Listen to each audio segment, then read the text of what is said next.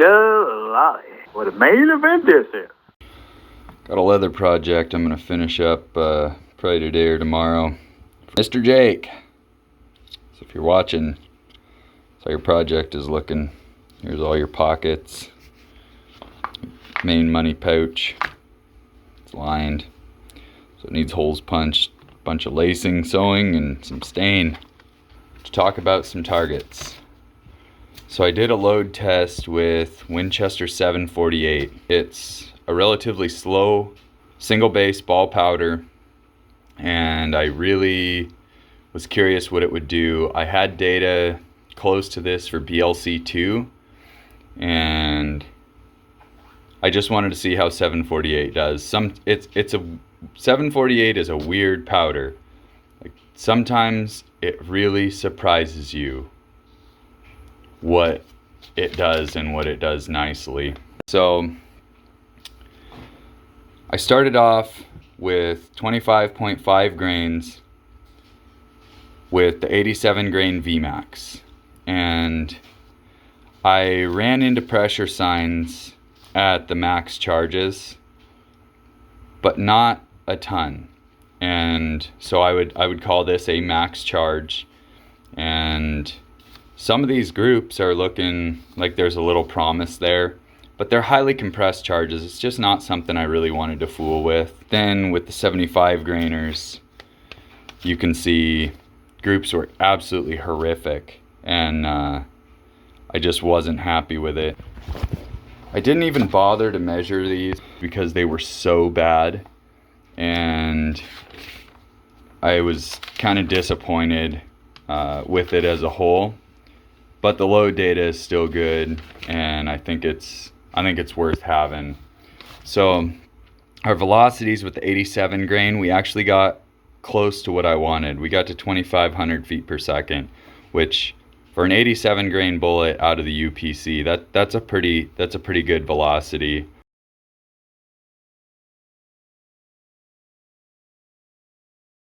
We're just gonna keep gathering this up. For the 75 grainers, we hit some pretty high velocities actually. 2,800 we hit. So not bad on the velocity standpoint, but starting to get some pressure signs and just really ugly accuracy, but it made the gun cycle pretty well. So we're just gonna kind of shove this one aside. We're not gonna come back to 748 in this cartridge unless I get a different barrel.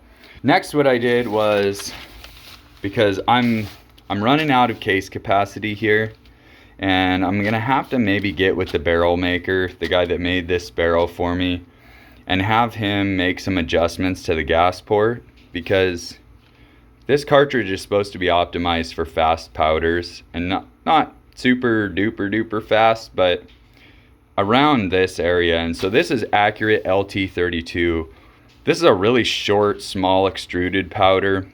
It's super fast. It's almost as fast as CFE Black, if you guys have heard of that. It's pretty fast stuff. But I think with the right gas settings, this could work, because it cycled the gun, but it wouldn't lock the bolt back on an empty magazine. And I did have a couple of feed issues with the 87 grain bullets. But the groups look okay. And especially with these 87 grainers, we're getting some nice tight groups with the flyer. These were not compressed loads, which is something that I'm really trying to move into, is having some stuff that's easy to load and mass produce, that's not compressed. But with this powder, we did see pressure signs all the way from the bottom to the top. And I think a huge part of that, it isn't really pressure, it's the speed that is causing the shell casing to smash against the bolt face without gas cycling the bolt face the way it's intended. Because I'm short of gas on this loading.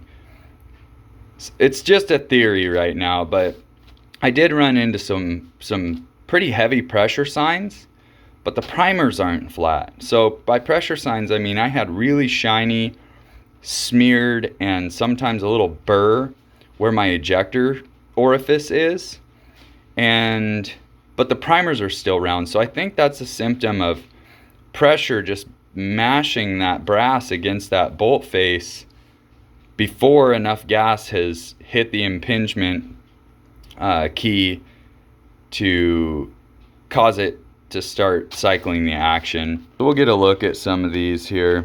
These are max charges of the 75 grainers. And you can see right there to the left of the Lake City stamp, it's actually moved a little bit of brass. And so that's a lot of what, I mean, commonly is a pressure sign. But look at that primer. That primer is so round, tiny bit of cratering, but it's super round. And I've had really flat primers out of this gun already. So I know what a flat primer pressure sign looks like in this particular bolt, in this particular chamber, and this ain't it. So I think it has something to do with the speed that action is cycling. However, the max charge with the 87 grain bullets, that is a pressure sign. See, now there's a flat primer with quite a bit of cratering, and actually you can see where a little bit of gas escaped around the edges of that primer pocket. So I bet that primer pocket is blown and I can't load these particular brass anymore. And this one as well, you can see a little bit of gas around the primer pocket. And then a huge ejector mark right there on the rem for 223 Remington. Gonna need some more development in the fast powder area. I've got some tack. I've got 8 pounds of tack, which is right around that 2460 8208 XBR burn rate. And so I'm gonna do a ladder with tack, and I think I can really push that tack pretty hard. So I'm gonna really try and push some velocity out of that tack, and if that works, then I'm not gonna fool too much with the gas port, and I'm just gonna stay in that tack at 8208 XBR burn rate. But anyway, that's the targets. And then for the LT32, I actually got some really good velocities. All of these charges would not lock the bolt back, even the max charge. But the max charge, I got up to 26, almost 2,700 feet per second with pressure signs that I'm not happy about. But that, like 2,550 to 2,600, 2,600 is my goal for the 87 grain bullets, because they make 85 grain medium game hunting bullets for deer. And so I'm really hoping to get to where I can have hunting bullet loads for this cartridge as well, for more than just varmints and coyotes. So as you can see, the velocities are really good with this stuff, but it wouldn't reliably cycle the gun. A jam stoppage at this charge, and I also had a jam stoppage at this charge, and then none of the charges locked the bolt back for any of the bullets. So nothing crazy. I'm not going to get super in depth with this video. I'm long-winded. It already is what it is.